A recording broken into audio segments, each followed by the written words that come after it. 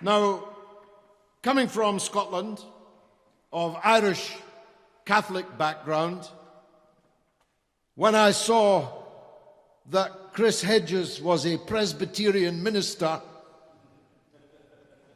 well, I wasn't looking forward to our meeting as much as I would ordinarily.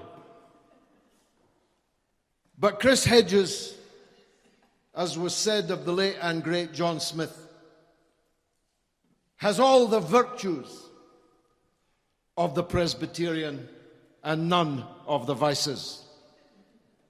He is quite simply, I know he will disagree, but in my view, the finest, leading, most erudite, most clever, most eloquent opponent of imperialism in the world today. Please welcome the great Chris Hedges.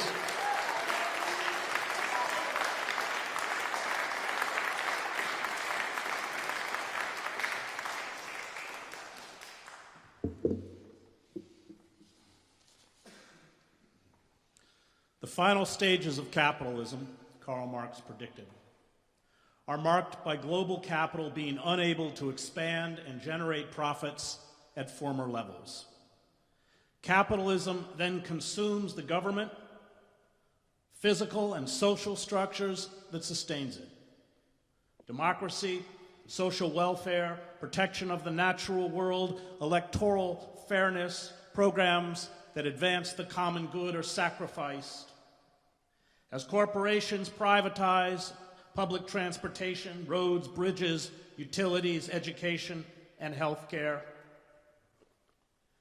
to feed their lust for profit. And these assaults eventually destroy the host. The human species, led by white Europeans and Euro-Americans, has been on a 500-year-long planet-wide rampage of conquering, plundering, looting, exploiting, and polluting the earth, as well as killing the indigenous communities that stood in the way. But the game is up. The technical and scientific forces that created a life of unparalleled luxury, as well as unrivaled military and economic power for a small, global, largely white elite, are the forces that now doom us. The mania for ceaseless economic expansion and exploitation, which includes the trashing of the ecosystem on which we depend for life, has become a curse, a death sentence. And it turns out that those who truly hate us for our freedoms are not the array of dehumanized enemies cooked up by empire and the war machine. The Vietnamese, Cambodians, Afghans, Iraqis, Iranians, or even the Taliban, Al-Qaeda, and ISIS. They are the financiers, bankers, politicians, public intellectuals and pundits, lawyers, journalists, and business people, cultivated in the elite universities and business schools, who sold us the utopian absurdity of neoliberalism and employ the classic tools of totalitarianism to keep us compliant. Because the fact is, when a government watches and tracks you 24 hours a day, as yours and mine does, you cannot use the word liberty. This is the relationship between a master and a slave. These corporate mandarins are, if we speak in the language of God and country, traitors. They are parasites. Financial speculation in the 17th century was a crime. Speculators were hanged. The heads of most of today's banks and hedge funds and the executives of large corporations such as Apple, Walmart, or Gap that run sweatshop death traps for impoverished workers overseas and drive down the living standards at home deserve prison far more than most of the poor students of color I teach within the prison system in the United States, people who never had a fair trial or a chance in life. When a tiny cabal seizes power, monarchist, communist, fascist, or corporate, it creates a mafia economy and finally a mafia state.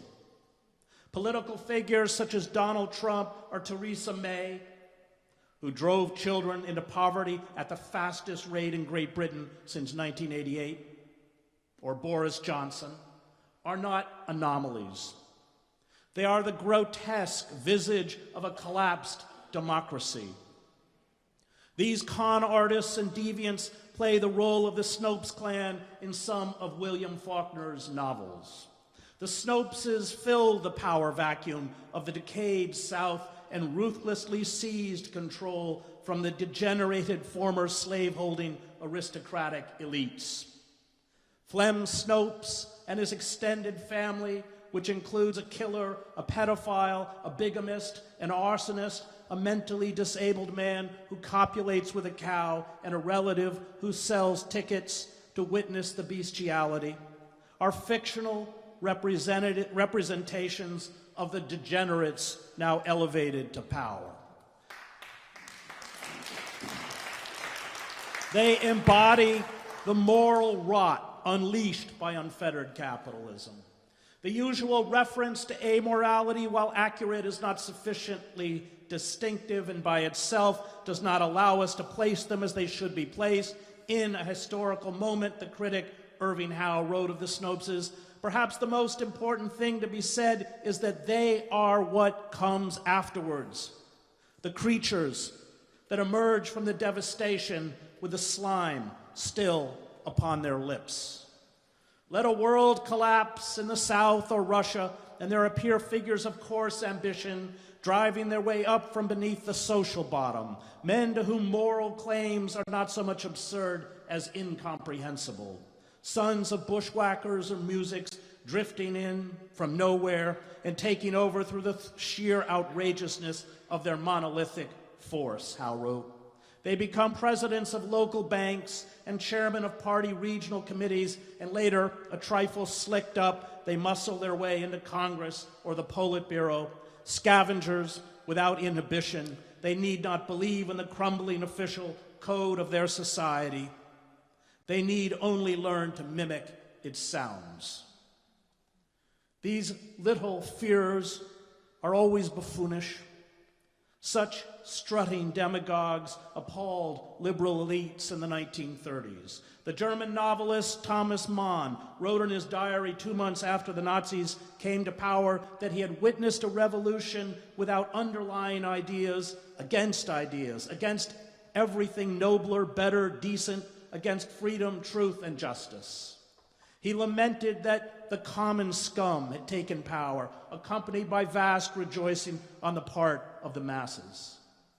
The business elites in Germany may not have liked this scum, just as they look warily at Trump and probably Johnson, but they are willing to work with them rather than set any limits on their plunder. And our business elites will do the same.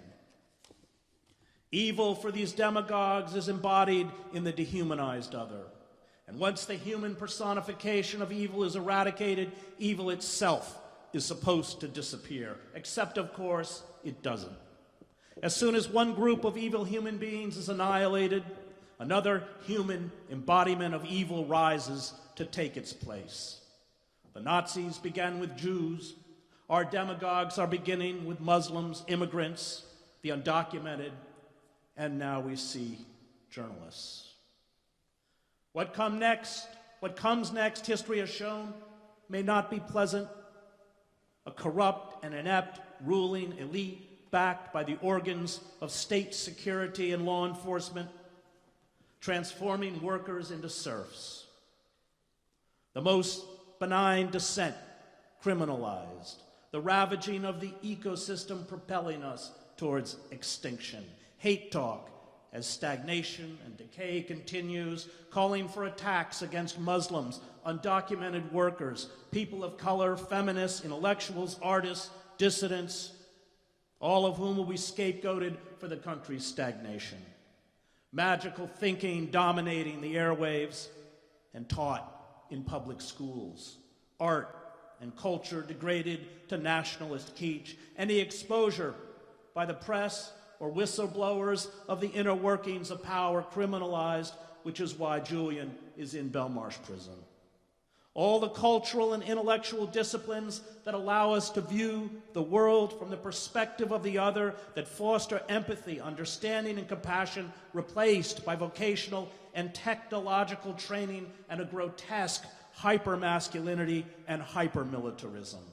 The language of racism, bigotry, misogyny, and homophobia defining our national discourse.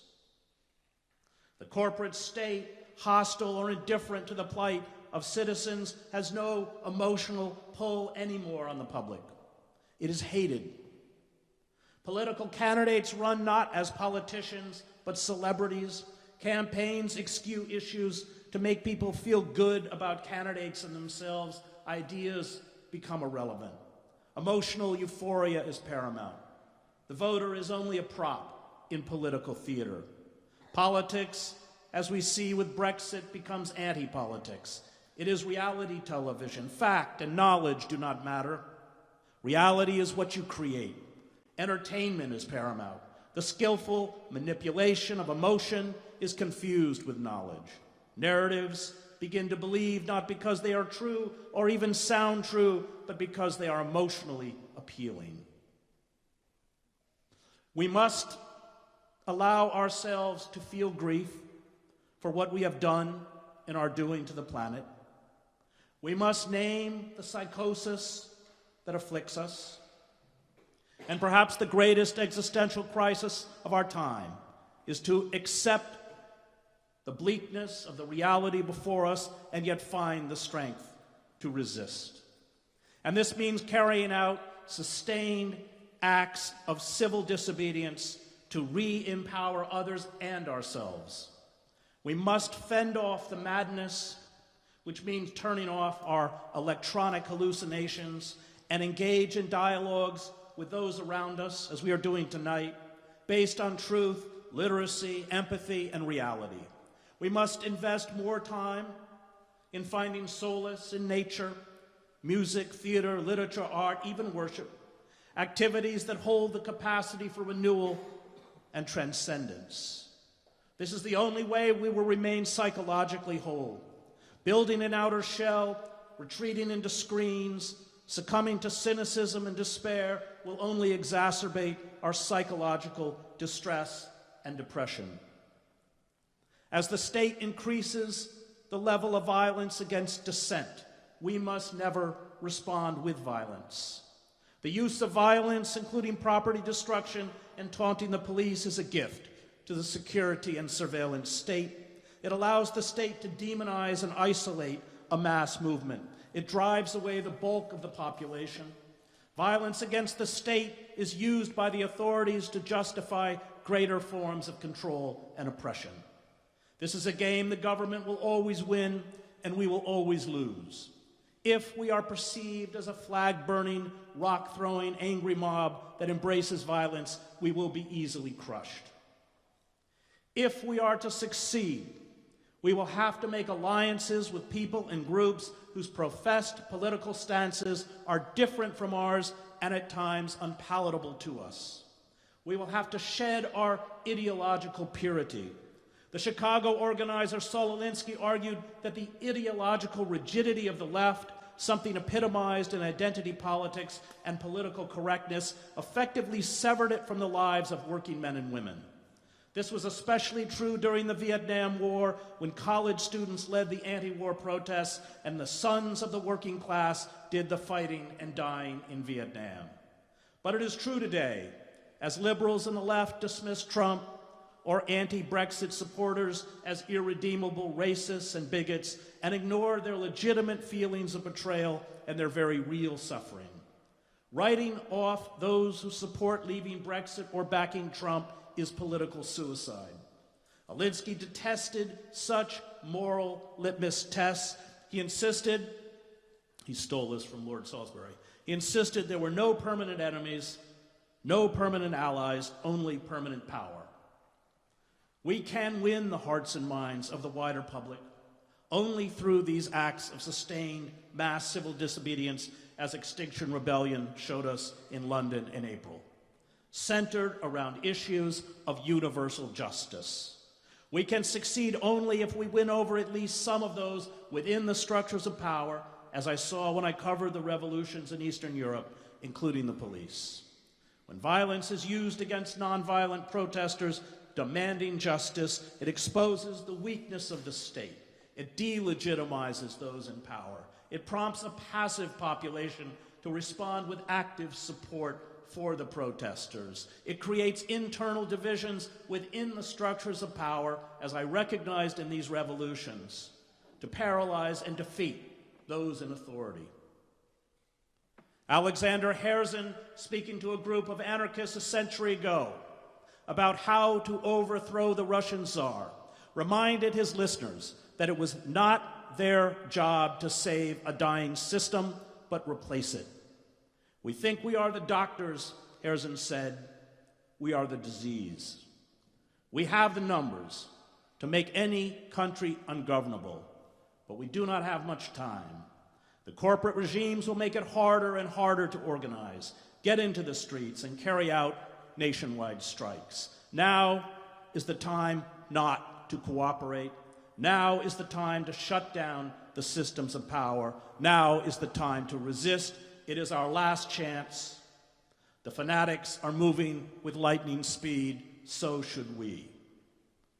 The moment we rise up to defy this radical evil in the streets, we are victorious. The moment we stand alongside the oppressed and accept being treated like the oppressed, we are victorious. The moment we hold up a flickering light in the darkness for others to see another narrative, another way of being, we are victorious. The moment we reopen a public library or save a public school, we are victorious. The moment we shut down a London bridge or road, we are victorious. The moment we thwart the building of a pipeline or a fracking site, we are victorious.